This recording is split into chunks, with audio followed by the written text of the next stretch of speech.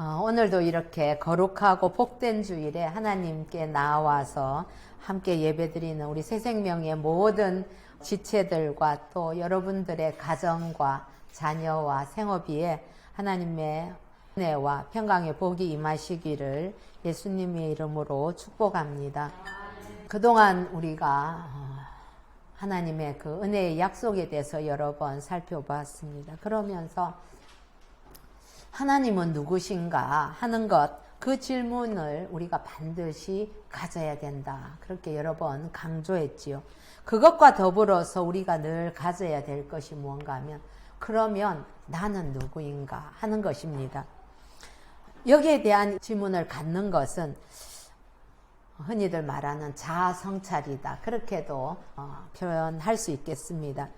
이 질문, 내가 누구인가에 대한 이 질문에 대해서 바른 해답을 가질 때에 우리는 비로소 하나님과의 그 관계 속에서 내가 살아가야 될 그 태도와 그리고 방향을 깨닫게 되지요.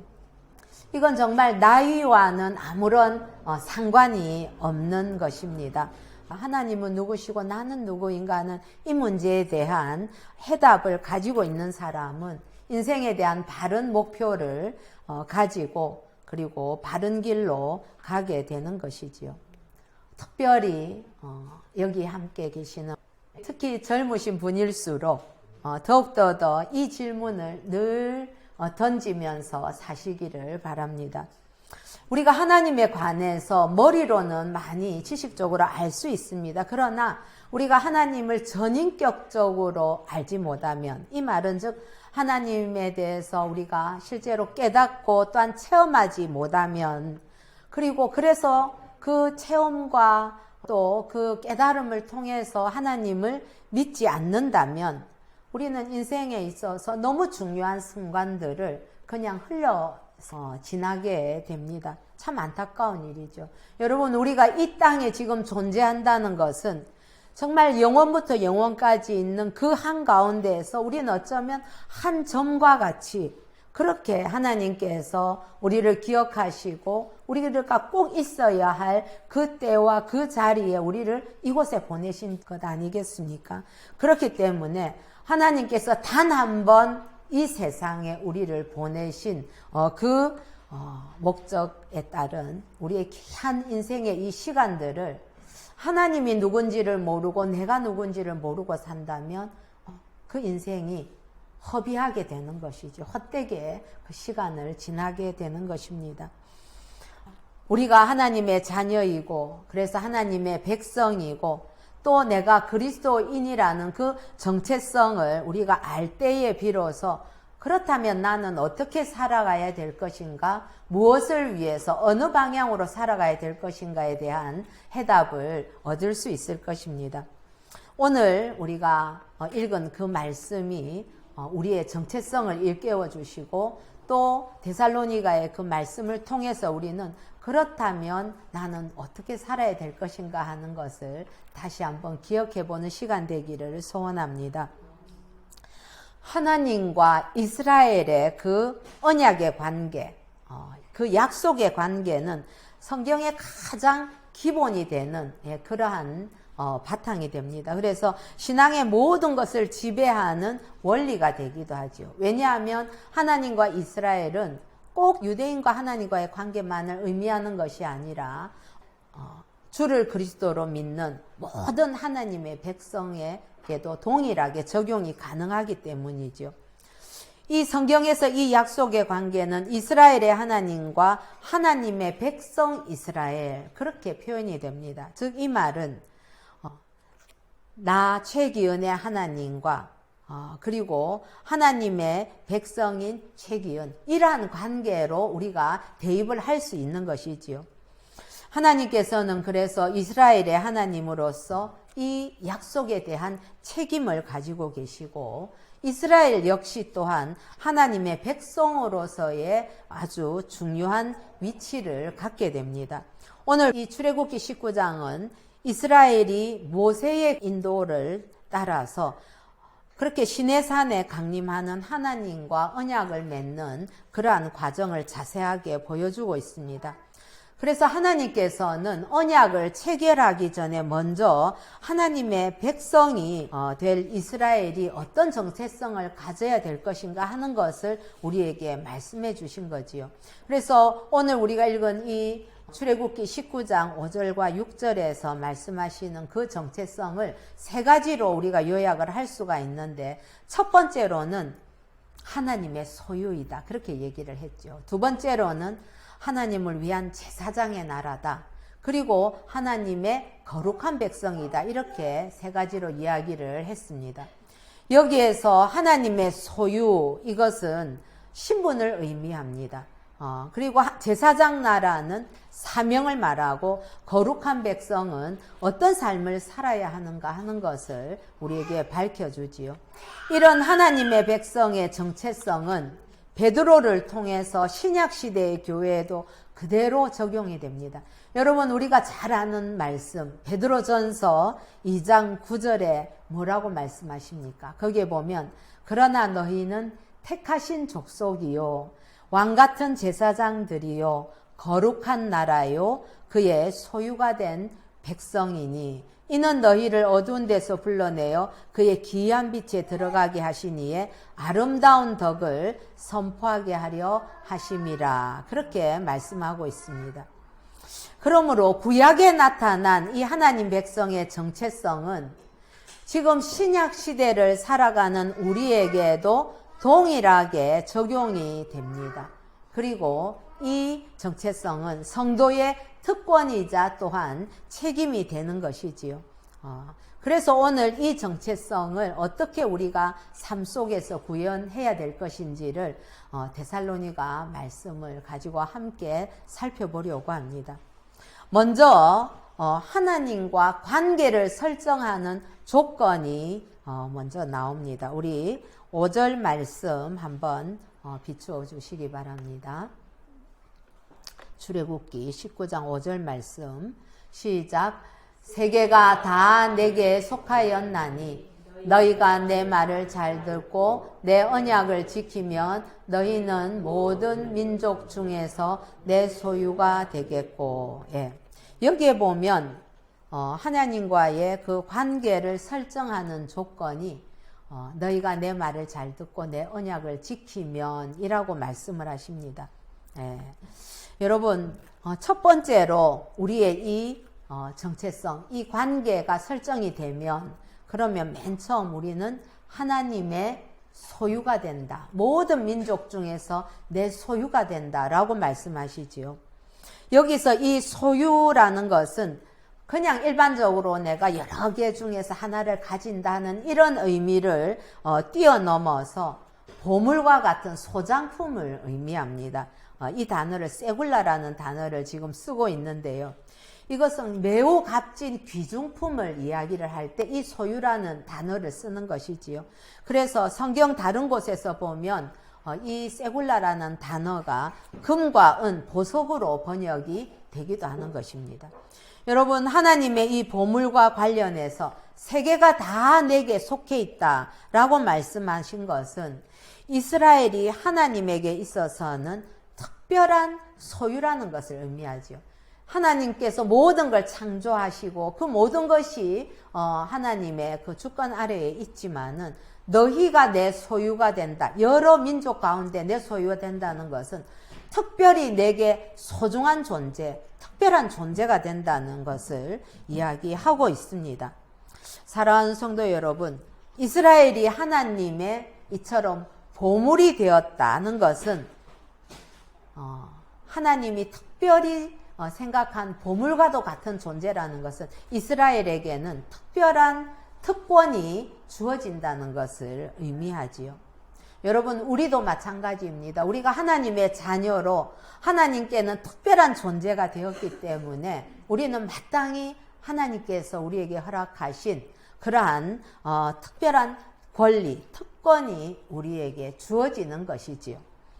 이스라엘은 하나님께는 보배로운 백성입니다. 신명기 26장 18절에 보면 그렇게 말씀하십니다. 여호와께서도 내게 말씀하신 대로 오늘 너를 그의 보배로운 백성이 되게 하시고, 보배로운 백성이랍니다. 저와 여러분이 하나님께 보배로운 존재입니다. 그리고 거기에서 계속 이어서 말씀하시기를 그가 말씀하신 대로 너를 내 하나님 여호와의 성민이 되게 하리라. 구별된 민족이 되게 하겠다. 그렇게 말씀하시죠. 그리고 시편 135편 4절에 보면 하나님의 특별한 소유다. 그렇게 이야기를 하는데 여호와께서 자기를 위하여 야곱 곧 이스라엘을 자기의 특별한 소유로 택하셨음이로다. 그렇게 말씀하고요. 말라기서의 3장 17절에도 보면 그들을 나의 특별한 소유로 삼을 것이요. 그리고 내가 그들을 아끼리니. 그렇게 말씀합니다. 여러분, 하나님과 우리가 관계를 가질 때에 그것은 그냥 우리가 세상 사람들 지나가는 거 보고 내게 일어나는 어떤 일 이런 거 기억하는 정도의 관계가 아닌 것이죠. 하나님과 우리가 관계 맺을 때는 이처럼 특별한 소유이고 보배이고 특별한 권리를 갖게 되는 그런 관계를 맺게 됩니다. 누구나 여러분 자기 소중한 보물을 아끼기 때문에 그 보물을 쉽게 빼앗기려고 하는 사람은 없습니다.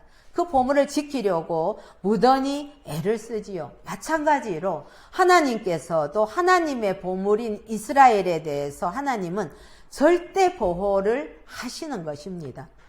그래서 이스라엘을 당신의 눈동자와 같이 지켜주신다. 이런 약속이 성경에 나와 있습니다. 신명기 32장 10절에 보면 여호와께서 그를 황무지에서 짐승이 부르짖는 광야에서 만나시고 호위하시며 보호하시며 자기의 눈동자와 같이 지키셨도다. 그렇게 이야기합니다.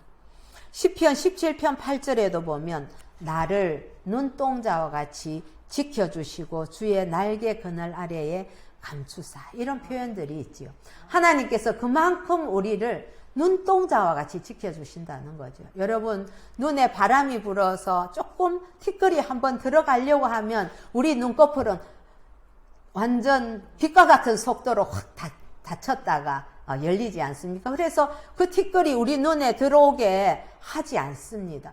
그처럼 우리를 지켜주시는 분이 바로 하나님이시라는 것입니다. 사랑하는 성도 여러분, 그렇기 때문에 우리는 어떤 경우에도 하나님의 그 사랑에서 끊어질 수가 없지요. 늘 우리를 감동시키는 말씀, 우리 로마서 8장 39절에 보면 높음이나 깊음이나 다른 어떤 피조물이라도 우리를 우리 주 그리스도 예수 안에 있는 하나님의 사랑에서 끊을 수 없으리라. 그 어떤 것도 하나님이 우리를 사랑하는 그 사랑에서 그 사랑을 끊게 할 수 없다는 것입니다. 성경은 이처럼 하나님께서 우리를 너무나 소중하게 여기고 그리고 사랑하신다는 사실을 구구절절히 보여주고 있습니다. 사랑하는 성도 여러분, 그렇다면 여러분 무엇이 두렵습니까? 무엇가 힘이 듭니까? 뭐가 여러분을 주눅들게 합니까? 하나님이 여러분들의 아버지시고 여러분의 하나님이시고 여러분이 또한 하나님의 백성의 신분이라면 그렇다면 하나님께서 우리를 그냥 위험에 처해지게 가만히 버려두실까요? 결코 그렇게 하지 않으십니다. 하나님은 가만 계시는 분이 아니시지요. 그분은 살아계신 분이고 또한 약속을 지키시는 분입니다. 여러분은 천지를 창조하신 하나님께서 자기 아들 예수 그리스도의 그 피값을 지불하고 대신 사신 그런 소중한 존재라는 사실을 잊지 마시기 바랍니다. 그래서 우리의 삶의 과정에서 때로 상처 있고 깨어진 그 자존감을 하나님 안에서 온전히 회복하시는 은혜가 있으시기를 예수님의 이름으로 축복합니다.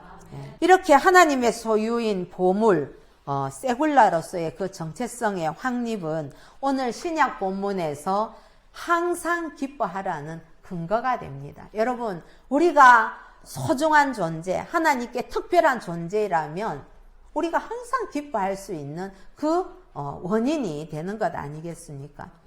그래서 기뻐하다의 어원적인 의미는 자긍심, 곧 당당함 이런 것이 기뻐하다는 원어의 의미가 됩니다.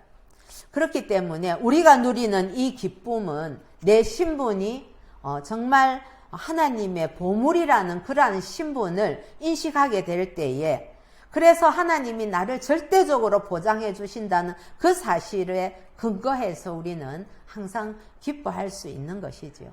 그래서 외적인 조건이나 환경이 어떻게 좀 흔들린다 하더라도 내가 누군데, 내가 이래봬도 내가 누군데 라는 것을 기억한다면 우리는 항상 기뻐할 수 있는 것이지요. 여러분, 그리스도인으로서 기쁨의 원인은 무엇이겠습니까? 어떨 때 기쁩니까? 그건 내가 구원받은 신분이라는 그 사실을 알 때에, 그리고 내가 하나님의 자녀라는 그 당당함이 기쁨의 원천이 되는 것이지요. 주가 내 안에, 내가 주 안에, 그리고 그 안에서 그리스도와 연합하게 될 때는 어떤 사람들과의 관계에서 오는 불편함, 혹은 내 환경의 어려움, 여러 가지 외부적인 조건이 아무리 힘든다 할지라도 우리는 내 안에서 솟아 넘치는 그 기쁨을 주체할 수가 없게 되는 것이지요.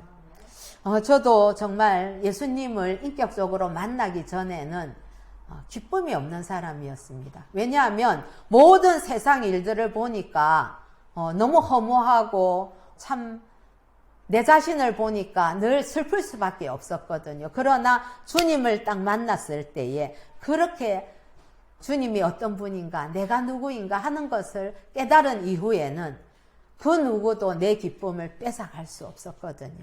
이 기쁨이라는 것이 알고 보니까 밖에서 외부적인 조건에서 기뻐하는 게 아니더라고요.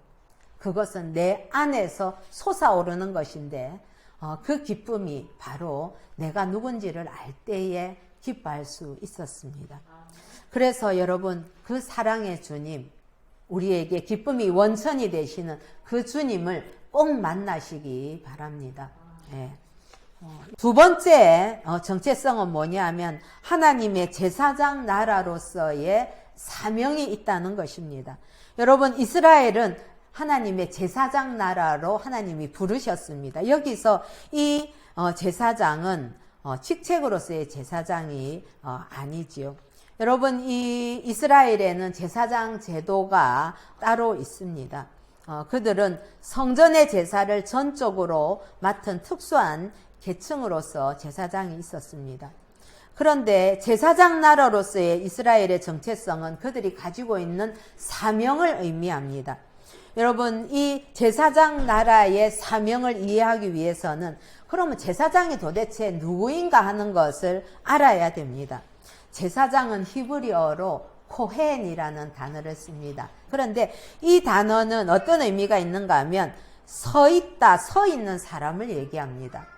여러분, 이 서 있다는 것은 봉사하거나 돕는 사람을 지칭하지요. 제사장이 늘 서서 제사를 이렇게 집전하고 또 여러 가지 일들을 돕는 걸 의미합니다. 그리고 서 있다는 것 자체는 봉사하는 자세를 의미합니다. 여러분, 예전에 그 시대를 돌아보면은 하인들이 주인의 수종을 들지요. 뭐 주인이 식사할 때나 이럴 때에 하인이 어떻습니까? 항상 옆에서 서 있어서 주인의 여러 가지 불편하지 않도록 도와주는 자세가 바로 서 있는 것이거든요. 제사장이 바로 다른 사람을 봉사하면서 도와주는 사람이라는 의미를 갖고 있습니다. 그래서 제사장은 자기 자신을 위해서 일하는 존재가 아니고 하나님과 백성의 중간에서 그렇게 중간에 매개자 역할을 하면서 하나님을 섬기고 또 백성들을 섬기는 사람이 바로 제사장인 것입니다. 그리스도인은 그런 의미에서 자신을 위한 삶을 사는 자가 아니라 이타적인 이웃을 위해서 사는, 그리고 주를 위해서 사는 그러한 삶의 모습을 가져야만 할 것입니다. 사랑하는 성도 여러분, 이 제사장의 사역은 두 가지 방향성을 갖습니다. 첫 번째로는 백성들을 대신해서 하나님께 속죄의 제물을 드리고 또 중보의 기도를 올려드리는 역할을 합니다. 그리고 두 번째로는 하나님이 주시는 그 응답을 그리고 하나님이 주시는 그 축복을 백성에게 전달하는 것입니다. 그 중간에 있는 역할이 바로 이 제사장의 역할이거든요. 그래서 이스라엘이 제사장 나라의 역할을 한다는 것은 이 일을 감당하는 것이라는 거지요.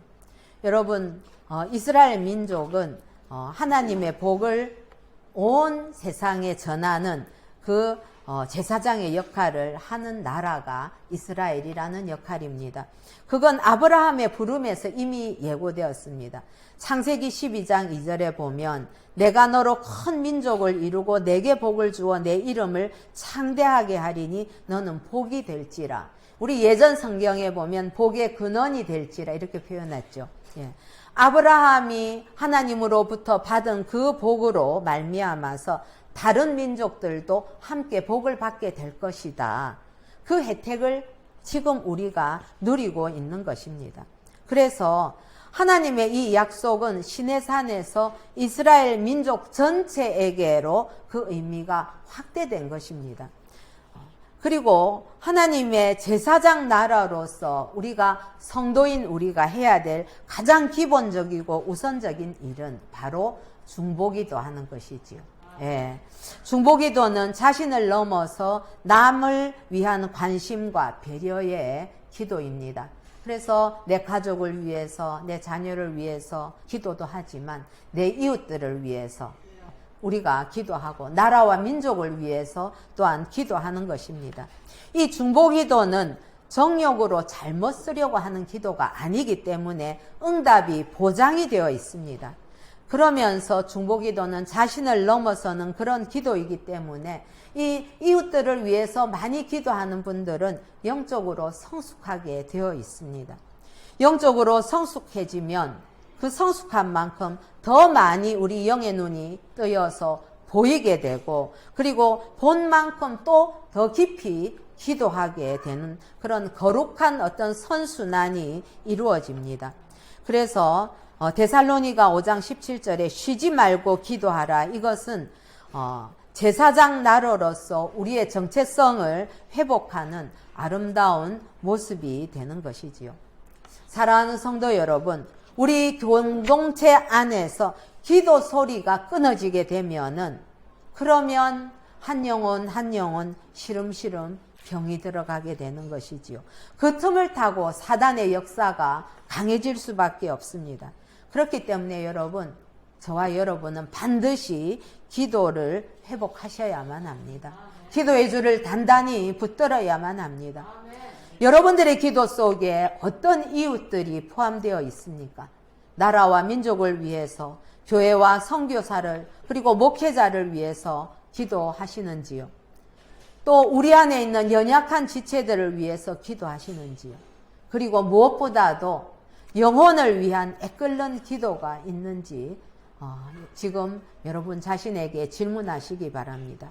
여러분 기도해 보면은 놀라운 하나님의 응답과 은혜를 맛보실 것입니다.